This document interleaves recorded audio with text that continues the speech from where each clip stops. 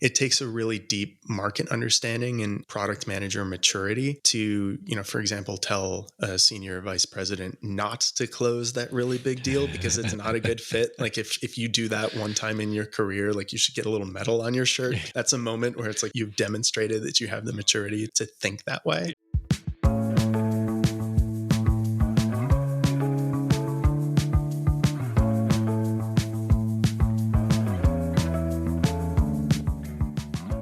Hi, I'm Karl.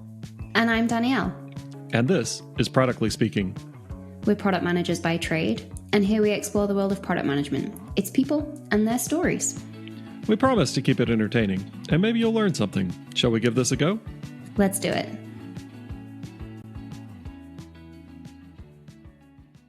On today's episode, we're going to talk about some of the core tenets of product management.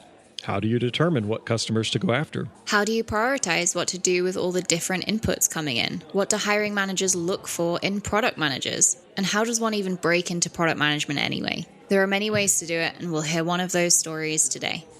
Our guest today is a specialty coffee connoisseur and even roasts his own beans. But that's not why we've invited him. He started his career in medical device engineering, moved into project and program management at Red Hat, and then became a product manager at Service Trade. He then became the director of product management at Service Trade, and ultimately decided to move out of product management, and now leads the solutions architect team at Service Trade. Throughout his career, he's always been a customer advocate, and his journey into and out of product management is an exciting story that we wanted to tell. We are pleased to welcome to Productly Speaking, Adam Strong. Hey, Karl. Hey, everyone. Really happy to be here. Karl, I think it's really appropriate to start with kind of a thank you for kind of this whole journey. I don't know if you remember 14 years ago now when I was interviewing at Red Hat. Yeah. For folks who aren't familiar, I started at Red Hat as a technical support engineer. They liked my customer service skills. They liked my attitude, all that stuff. But they wanted to make sure that I had the technical chops to be able to support that enterprise tier customer base. And so the managers brought in Karl to test me and ask me really tough questions. I did get brought in on those. Yeah. Well, I was one of them. I was much younger back then. We all were. I passed your test. Thank you for passing me there because none of this stuff would have happened. It is funny to think about it like that because, that was colloquially known as the Karl, at least in our circles. Did I do the thing where I would basically talk about one of our products for like 5 minutes and I'd say like the key points 2 or 3 different times and then turn around and give you a test on it? Yeah, that and also off the wall questions that some of which you'd have to be a longtime Linux user and know that history. You had a couple like engineering ones where you just wanted to see like, how would I say in a high pressure situation? I have no idea. I'd have to look, which, turns out to be really important for that type of job and many jobs too. And you're not expected to have all the answers all the time. Being able to stop and say, I don't know, is a skill that you can take with you anywhere. I know that I had more answers in my career at that point than I do now as a product manager. It was pretty black and white. I mean, you either knew the tech or you didn't. And in product management, as you're quite well aware, there's a lot of gray area that you have to figure your way through. Yeah, there's some good frameworks, there's some good methodologies, but it is a lot of sitting comfortably with ambiguity and charting a ship's course through real thick fog and just hoping that everyone on the ship trusts that we're heading in the right direction and doesn't mutiny. So you started in technical support, as you mentioned. How did you go from technical support all the way into product management? Yeah, great question. Because these trajectories are never really straightforward. Like I have no idea what I would tell a college student, like how to get here, because my path is just, it's so personal. It's so random. Kind of the theme throughout my career is being invited into really ambiguous situations where even the problem itself isn't well defined. And so in technical support, I was a fine support engineer. Like the feedback I got was, you're fine. But where I excelled was a kind of meta layer of how do we as an organization offer support and streamline that and scale it. Red Hat at the time was in this explosive growth phase where, we added 10 times as many employees during the length that you and I were there. And so I didn't last very long in the front lines before they pulled me into project and program management. The letters P and M have followed me relentlessly throughout my career. I developed a specialty in knowledge sharing, which was a trend at the time and something we really needed to do. You solve a problem once, how do you reuse that knowledge across an organization that is maybe many hundreds of people?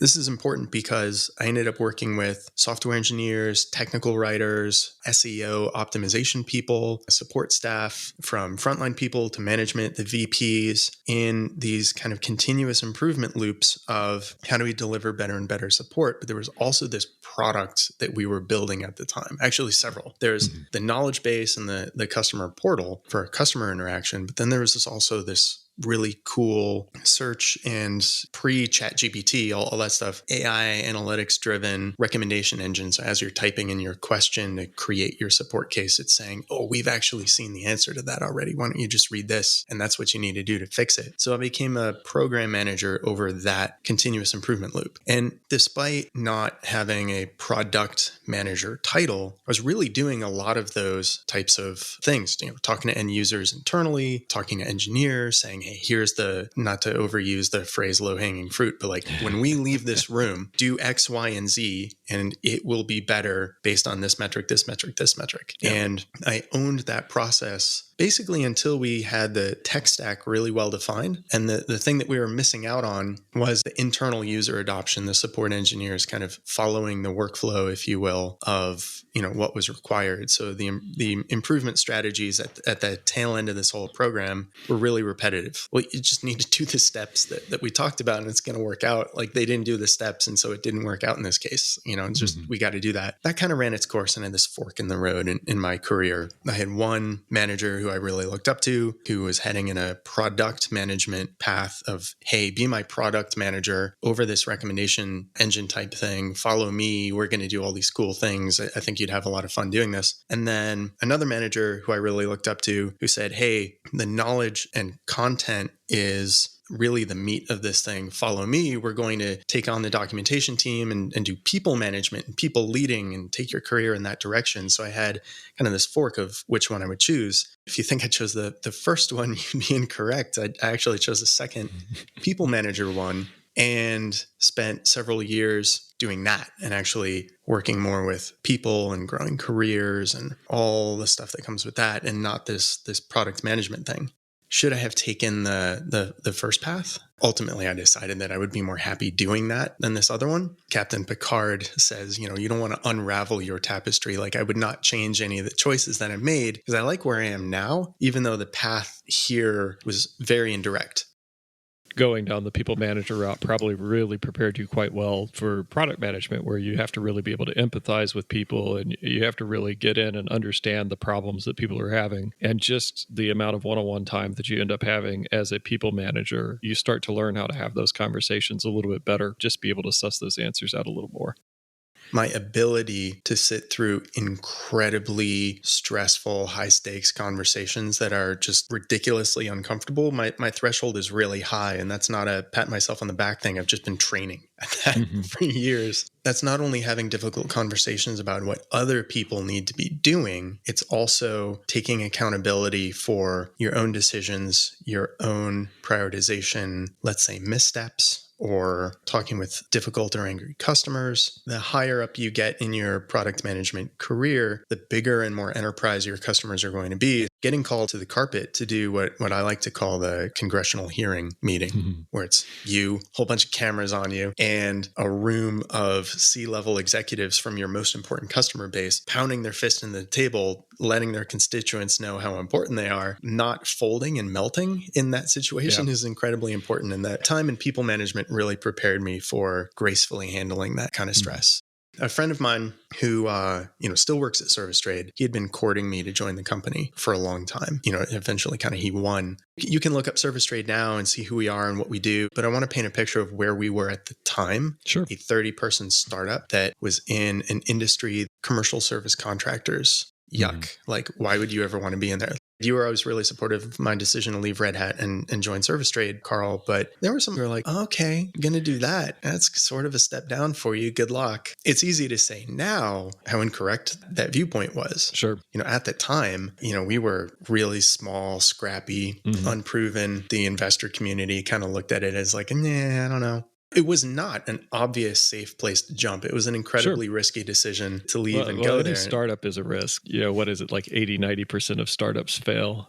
You're always taking the risk that startup's going to fail. But that's also where there's so much learning to be had at a startup. And it's just a lot of fun to get in there and like, oh, we don't have X, we don't have Y, we don't have Z. We've got to build it all. I love that. I really do love getting in there and just building from scratch. It is a very specific type of product management, and you have to be aware of those phases. The minimum viable product, classical MVP, fail fast, all that stuff requires a very different mindset from inheriting something that is larger, more mature, has a big code base, has all sorts of technical debt. When I was in my director role, looking at people who we were going to hire, I had to kind of weigh this. Like, the right product manager has to be paired with the right product and its phase and those skills. There are different types of PMs who fit different types of problems, and kind of sorting that out and just being really honest and open about what kind of opportunity this is and what kind of opportunity this is not helps both the product manager and the whole team and company feel really good about a fit. So my first step into product management was really kind of terrifying in the sense that I'm like employee 30 or, I think officially I was 34. Okay. When, a little bit when of I joined. Improvement. Yeah. But it came at a time in Service Trade's life cycle that was this really big milestone moment. I came in to manage our second product. And when a company goes from being a single product company to a multi-product company, that is just an absolute transformation. The days before look nothing like the days after. Yeah. And I was really kind of the face of that change at Service Trade. But what that meant was I was a startup within a startup, because they didn't have cross-functional integration infrastructure. It was just me, this guy. I like to tell people that all the sales, I was the guy doing the demo. Yeah. And so I would make the sales. When we won the customer, I was the one doing the implementation of let's take your data, let's put it in the app, let's structure it, get all the users in a room. I'm going to lead a training, going to get you live and up and running and hit the button. And now you're live. Great. Yeah. And so when the customers went live, I did all the support and I wrote all the documentation. I've been there before. My whole career of doing all sorts of random stuff was really important. I had to lean on everything that I had ever done, because I was really kind of a company of one. And that lasted for, arguably a little too long. I have more gray hair than maybe I should. Yeah, I found that when I was in that scenario, I was constantly going back to my boss like, hey, we do need to eventually hire for these roles. We need to bring people in. This is not going to be sustainable long term, And we did eventually get support moved out, and we're working on documentation and things like that. But yeah, it's wild how you get in a startup like that as a product manager and you really do get to do everything. Yeah. It's fun. It's unlike anything else. I think if that sort of thing is exciting to you got to try it once. It's a blast. It really is. Every day is different. And every day is like, oh, yeah, we don't have that. Oh, yeah, we don't have that. Oh, yeah, we don't have that. And everybody's coming to you with 100 different problems and they're not going away. And it's like, I know that. Hold on. Working as fast as I can. I'm one person over here. But you then eventually get it. And when you start to see it come together, that's what makes it so much fun. Yeah. Having that level of exposure to every part of the organization, I think, is really formative. You have to keep it all in your head. When you talk about how do you prioritize the next sprint, and it's like, well, all these inputs are kind of diffusing their way into my brain. And then brain does stuff and priorities just kind of seem obvious. Like this is the next thing to do. And of course, I made some mistakes. I prioritized some stuff that I thought was beautiful, really useful feature and that hits the market and the user base. And one guy cares and the whole rest of the market does not. And it's like, I don't think we're going to pull this. You've got one fan who's writing you going, this is amazing. It was the best thing ever. And then nobody else is interested. And you spend all that time building it.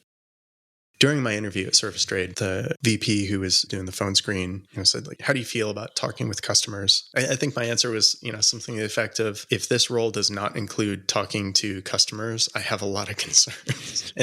and he laughed and he's like, okay, yep, next question. So it's really important to talk with customers, but I see I see a lot of product managers set up these user meetings with the friendlies, the people who are really easy to talk to and, who really like what you're doing because it's easy and you get good feedback and everybody's happy and everybody feels like they're helping each other out. But in my experience, you get really weak feedback that way. I think the users that you need to talk to, customers, not just end users, are the ones who are a little bit ticked off at you. They're annoyed by you. They've got something to say, but they're not just nitpicking. Like they're actually rooting for you. Like what you're doing for them with this product, they're really invested in. They want it to be successful, but they are not happy. I think those are the ones that you have to talk to first. In my opinion, they're your champions. Your product is going to live or die by their hands. If they didn't care about it at all, they wouldn't be talking to you. Exactly. With all the different things I was doing, and of course, the service trade got bigger, more people started joining my team and specializing in the pre-sales thing. So I trained a solution architect to talk about my product. I trained implementation engineers and support and all that stuff. And I don't do any of the video training anymore, the documentation. It's all done by specialists who are all really, really good at it. But in doing that, I found it really important to talk with a lot of different personas, talking to people who haven't bought yet, who are in the process of making that decision. My perspective is more business to business. In watching somebody go through that evaluation and that buying decision process, you get to really understand what's important and what's not. And typically that perspective is just so different than any of the other things that come up in your other meetings. If you're successful with it, you'll get a really good sense of who sales should sell to and who sales should not sell to. It takes a really deep market understanding and product manager maturity to, for example, tell a senior vice president not to close that really big deal because it's not a good fit. Like if you do that one time in your career, like you should get a little medal on your shirt. That's a moment where it's like you've demonstrated that you have the maturity to think that way. Yeah, you're absolutely not lying about that because the salespeople, they see dollars. And if there is any way they can spin a story to get those dollars, they're going to do it. So what were some of the things you were looking for to really show you that, this is not a customer we need to be going after, even though there is a high price tag associated with it? Understanding the market, not just the one individual or the one individual company, understanding the total addressable market, the TAM in that sense, what your ideal customer profile looks like, and just being really deliberate about, we could spend the time to bring this customer on board. We could spend the time customizing and configuring and adding these features that are really important for this deal. Or we could spend the time to find multiple customers that fit this ICP who are not going to be as expensive to onboard and support and who are going to look at the value that we're providing, and it's just a no-brainer. That's what I want this thing to do. I'm going to buy this thing. I'm going to use this thing for 10 years and never look back. Not every dollar of annual recurring revenue is the same. You have to be really choosy about who your customers are going to be, especially early on. So regarding the ICP, did you get a lot of say in figuring out who the ICP would be, or did the founders of the company already have their mind on an ICP? Tell me about how that came together. Being the second product, and now we've got this whole platform with lots of other products, I had a huge say in who the ICP for my particular product was.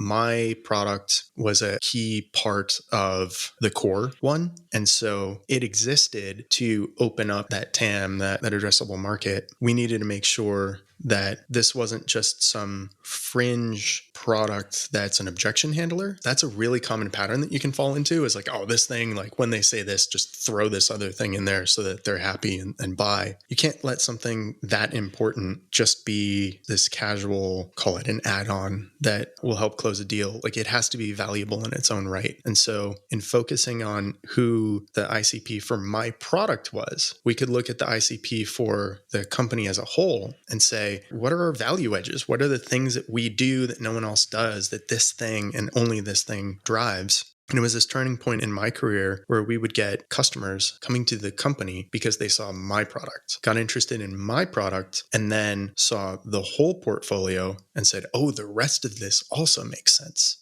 There was that kind of harmony of the whole portfolio. And that really came from being really choosy and thoughtful about who should use this thing and who should not. That's really cool. And that's really neat to see when somebody comes in and sees you're part of the product and then recognizes what else the company offers and go, I want some of this other stuff as well. You talk about coming in as basically the second product, and now you're transitioning from a singular product company into a multi-product company. At first it's just you. What did you do over time to really align the team that you built out and the team that was already there around the idea that this is our second product and to bring it into the culture of the company?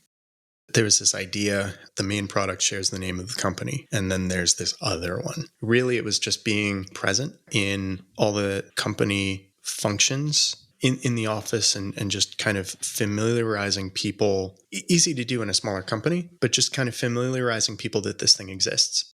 Do the good work and think about those strategic things, and the value of the product will eventually speak for itself. I think when we closed some of those deals that my product brought into the pipeline, then the value of what I was doing in the company was self-evident. Mm-hmm. I was working and the company was making money off of what I was doing. Then any question or doubt or fear or anything like that started to turn into, oh, we've got this opportunity. Yeah. And at that point, we were looking at ourselves in a different way. And one day I went to work and we were truly a multi-product company that had internalized that. And I was like, when did that happen? I don't know what day that was, but it did happen that way. And now I'm just like, I'm the company's DNA. Like there's no separation between my efforts and my work and that of the entire organization. Yeah, those things happen. I think just it's slow. I mean, it's you've got to take baby steps. Every day you come in and you take baby steps, and eventually you've actually reached this big goal. And it is one of those moments where you just wake up and you're like, wow, this is really what it is now. So that's really cool. One of the things you had to deal with was, all these different inputs. You've got customer input, sales input, you've got market research that your marketing team is hopefully helping you uncover to figure out what are you not hearing from everybody else. How do you handle the difficulty of prioritizing all of that and figuring out what to actually make use of? I think it's a little bit of a cliche to like cite Apple or data RAMs and like less but better. But I think it's really important to make sure that the number of things that my product does is really quite small, but clear and obvious and useful. Before we started talking, I was on a prospect call, somebody asking about, turns out the product that I brought into existence, and they said, well, does it do this feature? That was something that I get asked a lot, especially when I was in product management. Like, does it do this thing? And my answer, very, very comfortably and casually, was no, it doesn't do that. And it's not in the plans to make it do that. And let's talk about why that's important to you, what that looks like in your workflow, all that other stuff. See if the way that the product works obviates that need, or if that's really a deal breaker. Being really comfortable about if that is the most important thing for you, then this isn't the product for you. And that's cool. We can part ways and be friends. Mm-hmm. I think my time doing some of the sales demos and turning away leads that weren't fits, like trained me for that. But the other piece was doing the onboarding and the training and the support. When you, in a very real sense, own the customer loyalty over a longer period of time, you're going to be very careful and deliberate about what you add to the product and make sure that it is actually something that you want to deal with for all of eternity. That forces you to be much more thoughtful about what you take on and what you don't. Hopefully, what you do end up prioritizing isn't just support reactivity, but is part of this broader, I want to be able to tell prospects the answer is yes, because it's a very important thing. And I also want to be able to show support that this is worth the effort to maintain and cultivate and all that. I don't have a formula. It's sort of like stuff goes into brain, diffuses around for a little while, and then comes out as roadmaps, I think. With the style and the fast-paced nature of what we do at Service Trade, having like a gigantic roadmap where 3 years down the road, I can tell you what feature is going to be in Sprint 842. Like, no, that does not happen. Yeah. And there are some methodologies. I was calling it now, next, not yet. And I only actually recently found out that some thought leader whose name is escaping me has a now, next, later. Yeah. Jana Bastow claims to be the inventor of that. I'm not sure if she is the inventor of it, but she definitely has had a lot to say about now, next, later and pushes that quite heavily. Again, like I only recently found that, but you can go into my notes years ago and I have a now, next, not yet, because I like alliteration. I think that sort of thing is like calculus. Like it's there and multiple people are going to invent it on their own because it solves a problem. Well, it makes a lot of sense not to tie things to very specific dates and to tie that, we're going to deliver this feature so you can stake your business on this ambiguous world 4 months from now. There's just so many things that could happen. Your engineering team could go, oh, yeah, we thought we could do it X way, but no, we can't. And it's going to take us 5 times as long to do it the right way. Yeah, there's so many different things. Or the market could shift. Somebody could move on. You had like the one person who knew how to do that and they've left the company. And now you're stuck having to try to hire somebody else that knows how to do that skill. And there's just so many things that can throw a roadmap off. You got to be director of product management during your time at Service Trade, and I imagine as part of that role, you had to hire product managers. What did you look for in the product managers you hired? The fit for the situation, not just the situation now, but where that thing is going. The product that I managed, from basically like its embryonic state to fully formed, there's a whole other saga that's probably an entire episode about replatforming. Talk about making a decision that's going to affect a lot of people's lives and dollars, like the idea that we need to do this again. Oh, wow. That's definitely a story for another time. So I had people who were really good about thinking about those downstream effects on the team, who had deep subject matter expertise in the third-party platforms. The hire that I'd want to reference the most here is the one who backfilled me. I wanted somebody who had a calm but strong personality, who wasn't going to be intimidated by, kind of my tenure with the product, and who's going to take it in a direction. I told this individual, the day that you tell me no about a feature that I want in the product that I'm giving to you is the day that you've earned that seat. When you are comfortable telling me no about the product that I created, like you have arrived. And that has happened, and it's wonderful. But we had this team that had just recovered from all this chaos. So I was looking for somebody who had much more of a deeper understanding of methodologies and all this other stuff to kind of build, what I like to call quiet and mature consistency.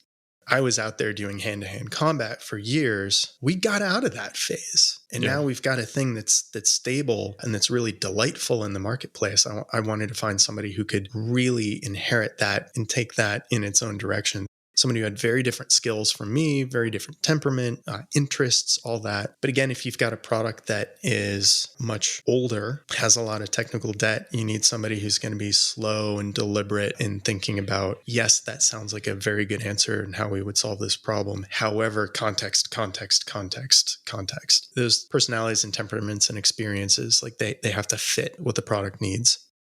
Really interesting to think about some of those different qualities that you're looking for to hire those folks. And especially, hiring your own backfill, that's a responsibility right there. And that's one of those you don't want to get wrong.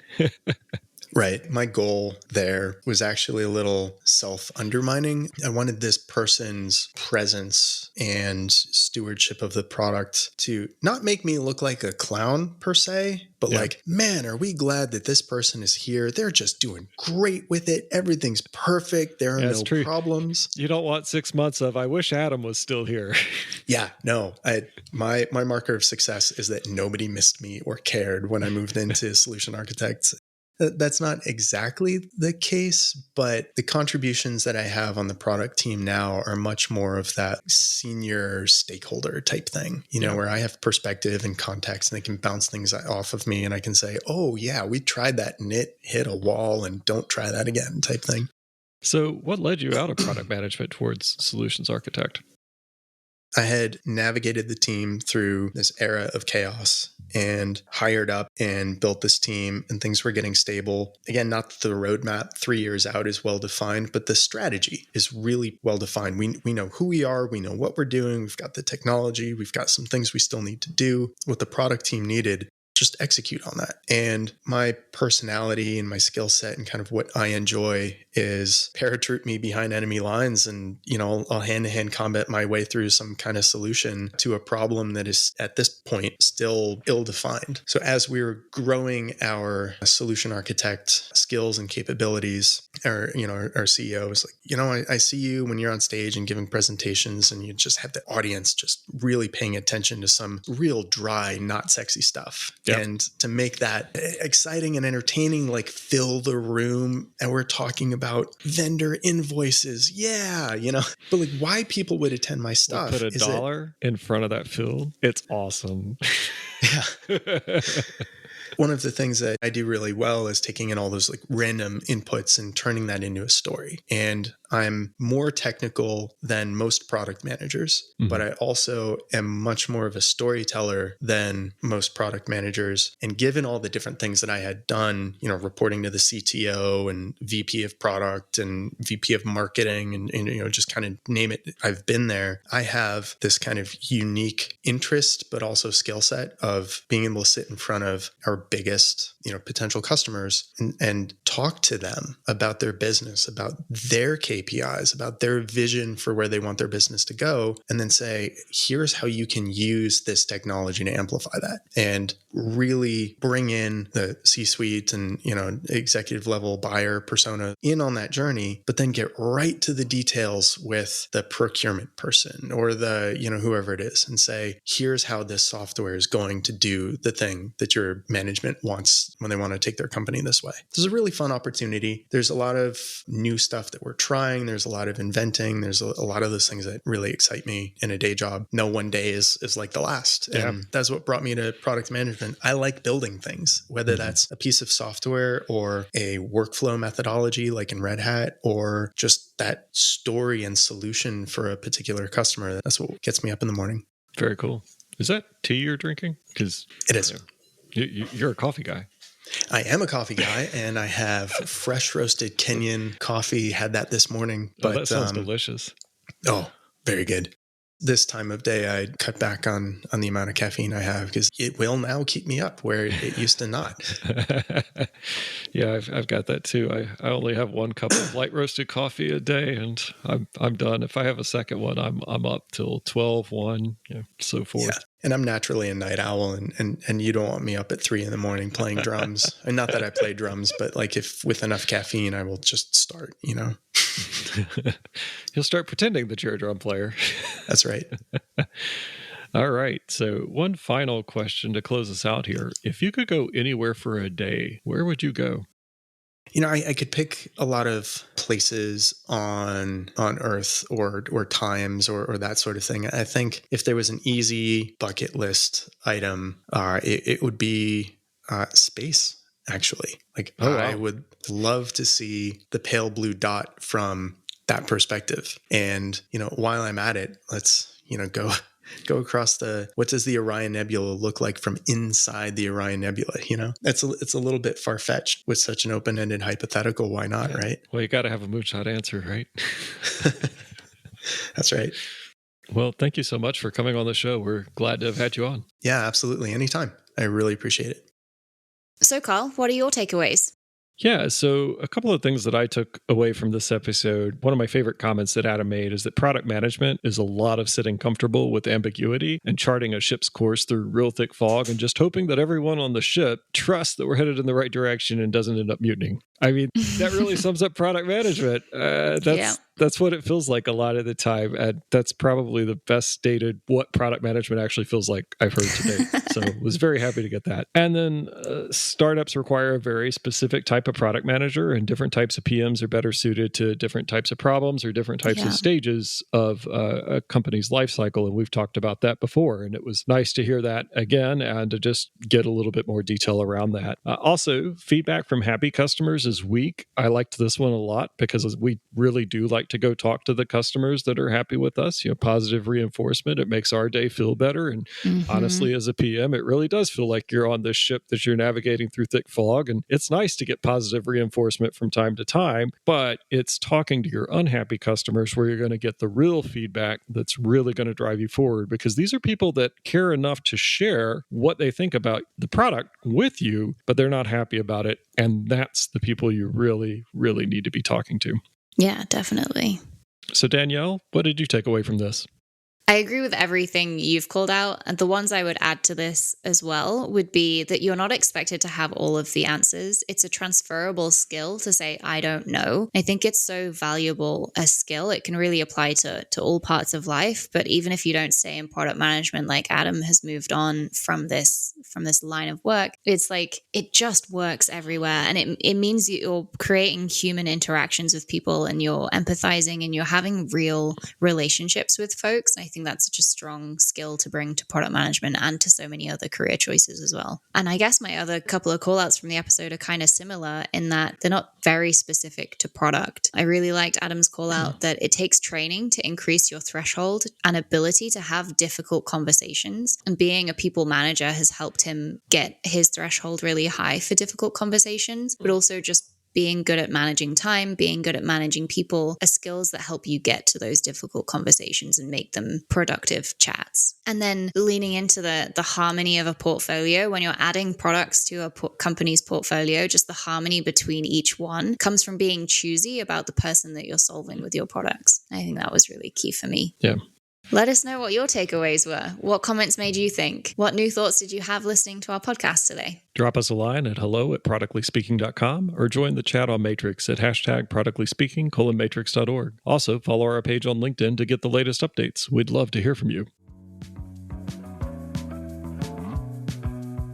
This has been Productly Speaking.